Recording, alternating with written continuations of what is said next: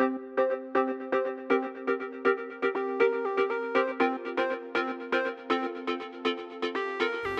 est trop tôt pour parler d'une sortie de crise. En ce qui concerne l'UTB, nous la voyons plutôt fin 2015, début 2016. Est-ce que la croissance est revenue dans notre secteur d'activité?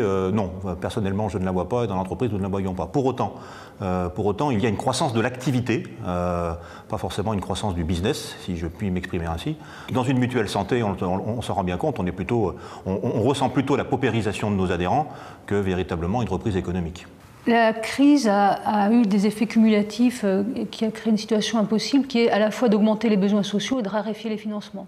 Moi je pense que le retour à la croissance, c'est le retour à une approche d'une croissance plus économe, plus durable, qui fera probablement pour le secteur social et médico-social davantage appel à des articulations entre notre domaine très spécialisé et le droit commun.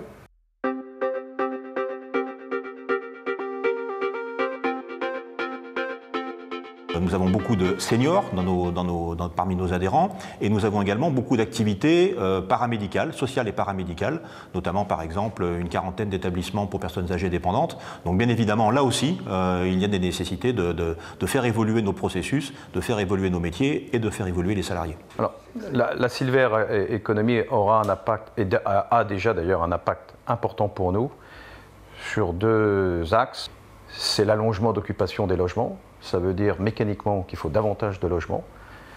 La deuxième, c'est la croissance des établissements de type EHPAD qui génèrent des travaux évidemment importants.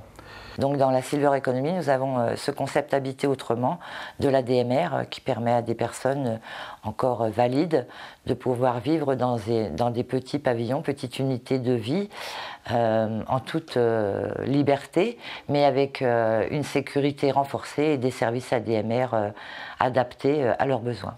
La Silver Economy va probablement permettre de booster les approches de l'innovation en matière de technologie pour tout ce qui va concerner l'aide à domicile des personnes âgées. Et on peut penser que dans une société inclusive, ça puisse servir également, au même titre que l'accessibilité universelle, d'autres publics, et notamment les personnes handicapées, mais aussi les familles.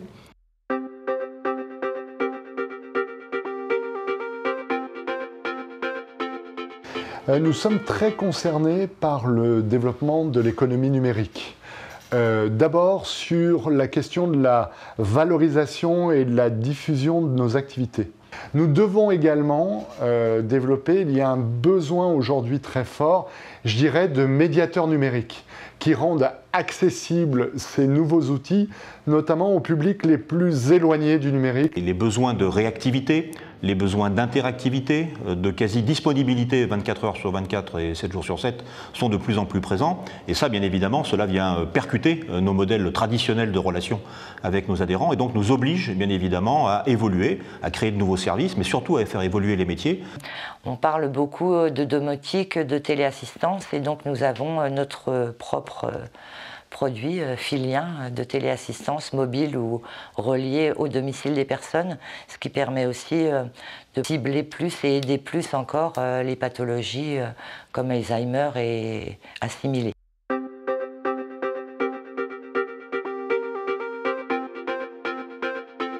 Sur le développement de l'économie circulaire, c'est à travers la production des vacances et des classes de découverte que nous avons réalisé, je dirais, les plus grands pas, les plus grands efforts. Toute une série de stratégies en termes de circuits courts, en termes de liens avec l'environnement immédiat, en termes de réflexion sur de nouvelles énergies et la façon dont elles alimentent nos centres de vacances ou nos centres de classes de découverte. En ce qui concerne l'économie circulaire, la spécificité des SCOP font qu'elles aiment ça. Elles sont comme M. Jourdain, elles en faisaient déjà sans que le terme existe véritablement. Donc elles sont toutes très bien positionnées pour profiter de toutes les perspectives autour de ce nouveau concept. Nous connaissons des difficultés sur les projets que nous portons en termes d'action sociale, de lutte contre le décrochage scolaire, d'accompagnement de la grande pauvreté et sur lesquels ces financements publics sont tendanciellement en baisse et du coup entraînent pour notre organisation des ajustements et là plutôt des suppressions d'emplois. Alors nous avons plusieurs axes de développement dans le domaine entretien du domicile, aide à la personne, repas, et puis on peut mettre en coordination un pédicure, une coiffeuse, suivant les besoins. Ce genre de développement va engendrer des embauches puisque actuellement tous nos salariés remplissent leur contrat de travail, donc forcément il y aura du besoin humain. Les besoins de santé de nos adhérents, que ce soit en assurance ou en service de soins, évoluent considérablement et évoluent vers plus d'accompagnement. Donc la création d'emplois, néanmoins, elle existe, puisqu'il y a des secteurs d'activité, des poches de secteurs d'activité qui se développent, pour lesquels nous n'avons pas aujourd'hui les compétences au sein de la mutuelle et pour lesquels nous savons que nous ne pourrons pas les pourvoir en interne. On a un enjeu majeur aujourd'hui qui est de trouver des métiers qui soient mieux à l'articulation du soin et du social. Les embauches qu'on aura à faire demain dans le secteur social seront essentiellement des approches sur ces nouveaux métiers, en sachant qu'on est contraint par les financements publics et que c'est donc les appels à projets qui détermineront demain les créations d'établissements et de services.